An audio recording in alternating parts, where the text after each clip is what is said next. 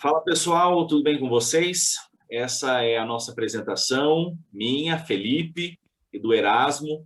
Nós vamos apresentar para vocês a vida, a obra, algumas das obras e a teologia de John Knox, o reformador escocês, com certeza a pessoa mais importante no que diz respeito à reforma protestante lá na Escócia. E o nosso trabalho vai caminhar. De início, eu vou dar uma introdução do contexto histórico do que John Knox viveu em seu país, alguns acontecimentos na Inglaterra, na França também. Depois eu vou abordar um pouco a respeito da vida dele. Depois o Erasmo vai continuar falando a respeito da teologia. A gente vai conhecer um pouco das ênfases teológicas dele. E depois a gente fecha com a nossa conclusão. Beleza? Uma frase interessante que o Erasmo reservou para a gente, claro que é uma frase de John Knox, né? É quando ele diz: não busquei eminência, glória ou riquezas. Minha honra era que reinasse Cristo Jesus. É uma frase muito interessante porque aponta essa humildade de John Knox, e essa era a vontade dele mesmo, né? Que Jesus Cristo brilhasse, que as pessoas conhecessem a pessoa de Cristo e não a dele, embora ele fosse muito capaz, ele também é uma pessoa bastante humilde. Então, pensando um pouco na vida de John Knox, gente, é praticamente impossível contar a respeito de John Knox sem desvincular do contexto histórico no qual ele viveu. Como eu comentei, ele era escocês e nesse momento a Escócia estava passando por muitas turbulências, principalmente políticas, né? O que acontece é que esse país tinha uma tradição de se aliar à França sempre que ele tinha atritos com a Inglaterra. Só que houve uma divisão na Escócia. Parte da população e dos nobres queriam manter essa tradição de se aliar à França contra a Inglaterra, mas houve um grupo, um movimento mais moderno, que queria na verdade, uma aproximação da Inglaterra e deixar o antigo costume de conflitos, né? Enquanto essas questões políticas se desenrolavam e aconteciam, o protestantismo se espalhava de uma forma bastante vigorosa na Escócia, né? Principalmente isso acontecia por causa dos estudantes que foram estudar na Alemanha e voltaram para a Escócia com materiais dos reformadores, livros e pensamentos. Muito interessante que a pregação protestante contou com muito apoio dos nobres, né? Os nobres escoceses viam com bons olhos a pregação reformada. E em meio a toda essa instabilidade política e até mesmo social, que surge e que entra em cena John Knox. A respeito da história de John Knox, da biografia de John Knox, é complicado porque nós temos poucas informações a respeito da sua origem, da sua infância e da sua juventude, não é? Mas, mesmo assim, a gente tem John Knox como o símbolo da reforma na Escócia. John Knox ele era conhecido como um homem de aparência meio atarracada, ele era de baixa estatura e muito disposto a manter bem firmemente suas convicções, né? Ele era uma pessoa muito corajosa, na verdade, às vezes ele era meio ríspido, né? meio grosso, ele não tinha medo de ninguém e diziam que, na verdade, ele só tinha medo de Deus, ele apenas temia a Deus e mais ninguém. Em 1522, ele ingressou na Universidade de Glasgow e ali ele estudou teologia. Em 1540, ele foi ordenado sacerdote católico, né? Então, de fato, ele era um padre da Igreja Católica Apostólica Romana. Mas, em 1545, isso é, 5 anos depois dele ser ordenado padre, ele confessa pela primeira vez a fé protestante. Um fato muito interessante aconteceu no castelo de Santo André, né? E o que aconteceu foi o seguinte: esse castelo ele foi tomado por tropas protestantes com a intenção de matar o chefe do Partido Católico, e esse homem se chamava Davis Beaton. E John Knox estava lá no meio de toda essa confusão, porque ele acompanhava um grupo de soldados protestantes. O plano deu certo, as tropas invadiram, mataram o Davis, só que aconteceu que a França enviou reforços para a Escócia com a intenção de reaver esse castelo. E aí, de fato, o castelo foi invadido, os soldados protestantes ali se renderam e foram presos. Nessa, John Knox também teve que se render e ele foi preso. Como resultado, ele foi condenado a remar nas galeras, que são é um tipo de navio movido a remo e a vela, né, como vocês podem ver aí na imagem. Não é exatamente esse, mas é nesse estilo, né? E ele fica nessa situação, preso nas galeras, por 19 meses, até ele ser libertado por intervenção direta da Inglaterra, local onde ele foi ministro, né? E aí, o que aconteceu? Quando a perseguição ficou mais intensa, ele fugiu para Genebra. E em Genebra ele viveu com Calvino por um bom tempo, mas ele nunca deixou de visitar os irmãos escoceses e cuidar deles e pastorear mesmo, né, as ovelhas que ele havia deixado. Conforme a situação da Inglaterra e da Escócia se resolviam, mas principalmente na Inglaterra, houve um movimento que se comprometeu a estabelecer a palavra de Deus nas congregações. Era exatamente esta expressão que eles utilizavam, né? E por isso, os lords da congregação deveriam cuidar desse pessoal. Lords da congregação era o título que os responsáveis pela congregação recebiam. E uma vez que isso aconteceu, eles chegaram a enviar um documento para Genebra para convidar John Knox de volta. Ele volta. E ali, no meio dos lords da congregação, junto na Inglaterra, John Knox começou a ter problemas com esse pessoal. Por quê? Porque os lords da congregação, vendo a prosperidade, como isso estava caminhando bem, né, eles desejaram lucro financeiro. E, logicamente, John Knox foi contra isso e o desejo dele era investir na educação universitária para tentar aliviar um pouco o sofrimento do povo, né? E aí ele tratou de organizar igrejas reformadas no país, num formato de liderança semelhante ao que seria o presbiterianismo posteriormente, né? Mas aí as brigas políticas continuaram e isso foi por toda a vida de John Knox, o que acabou, por fim, afetando a saúde de Knox. E por conta disso, ele sofre um ataque, um ataque de paralisia, e aí ele é obrigado a sair da vida pública. Quando chegou para ele a informação, a notícia sobre a matança de São Bartolomeu na França, mesmo com os problemas da paralisia, ele se esforçou ao máximo para voltar aos púlpitos e animar os irmãos, porque ele sabia que se as pessoas não perseverassem na fé, a mesma tragédia poderia acontecer com eles. E então, poucos dias depois, por conta da paralisia, por conta de outras enfermidades, John Knox veio a falecer.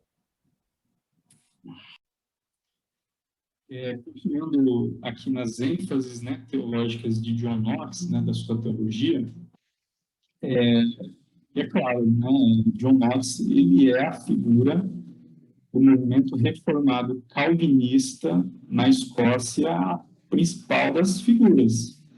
E por isso, logicamente, a principal influência dele foi e veio de João Calvino, desse tempo que, como o Felipe trouxe para nós aqui, do tempo que ele passou lá aos pés de João Calvino, né? E também de Bullinger, né? Uma outra figura importante de influência na teologia dele, que trouxe para a teologia de Knox uma influência zwingliana, porque Bullinger foi o sucessor de Zwinglio lá em Zurique.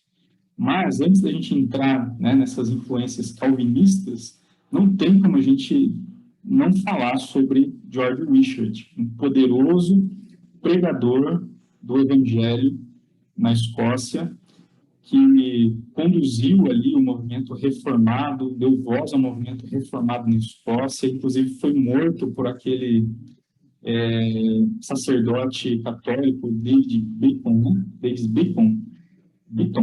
Davis Beaton, isso que o Felipe falou sobre a batalha lá do Castelo de Santo André. Beaton tinha exterminado muitos cristãos protestantes, inclusive George Wishart morreu pela espada dele.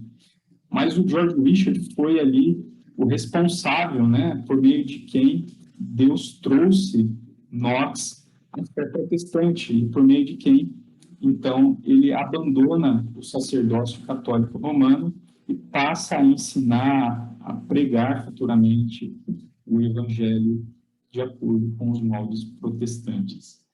E essa figura do Wishart sobre Knox, né, trouxe inicialmente a linha teológica de Lutero na Reforma, né, das ênfases das Escrituras, da autoridade das Escrituras, da necessidade de somente a fé em Cristo e a rejeição, né, das indulgências e de outros vários dogmas da Igreja Católica. E, bom, agora passando a falar sobre algumas das marcas, né, da teologia dele, sem dúvida, na pregação de Knox, a gente pode perceber isso. Em alguns relatos, registros que nós temos ainda hoje, nós percebemos que a pregação dele era muito cristocêntrica. E com isso, ele, na verdade, ele buscava, e de toda a paixão, de toda a sua, todo o seu vigor, que não houvesse rivais no coração dos seus ouvintes para Cristo. Então, todas as partes das Escrituras, Knox pregava e sempre apontava para Cristo. E ele também pregava, logicamente, contra o catolicismo romano, contra a idolatria, contra as indulgências, contra, né, os dogmas da Igreja Católica, expondo através das Escrituras. Uma outra marca muito importante, talvez a maior de todas na sua teologia, seja a predestinação. Né? Por quê? Cerca de 1/5 dos escritos que nós temos hoje dele tocam nesse tema. Para nós, a predestinação ela é realmente um poder pelo qual Deus edifica e solidifica a fé no coração do seu povo. Knox, ele cria que a predestinação, e só a doutrina da predestinação, tem o poder de transformar o coração humano, através da ação do Espírito, num coração humilde, um coração que reconhece sua miséria, sua dependência da intervenção divina, a sua salvação, e também um coração que somente nos desígnios de Deus, na vontade de Deus, consegue, então, descansar, entendendo que foi eleito por Deus em segurança. Então, a predestinação foi, sem dúvida, uma marca muito forte na teologia de Knox. Algumas das principais obras dele, né, se não todas, ele não foi um escritor muito profícuo.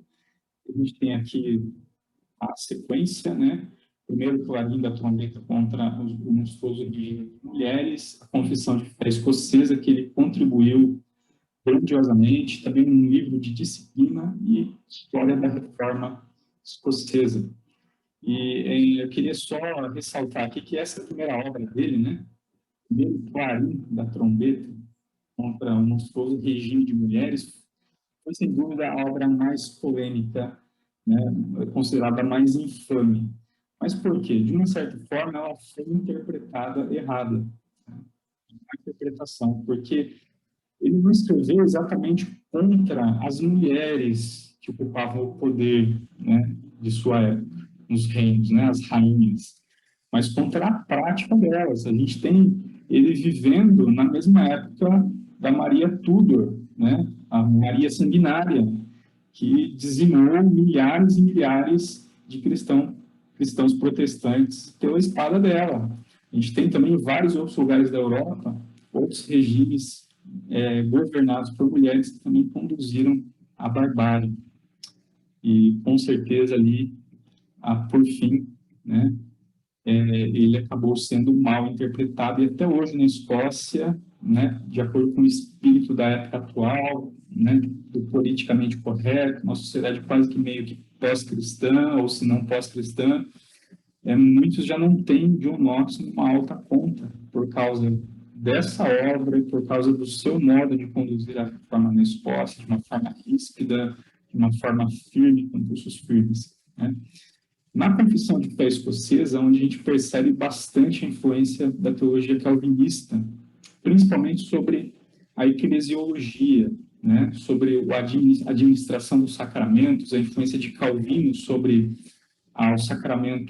os sacramentos em si, batismo e santa ceia, e também sobre o governo da igreja, o governo representativo, né? John Knox aí, o pai do presbiterianismo.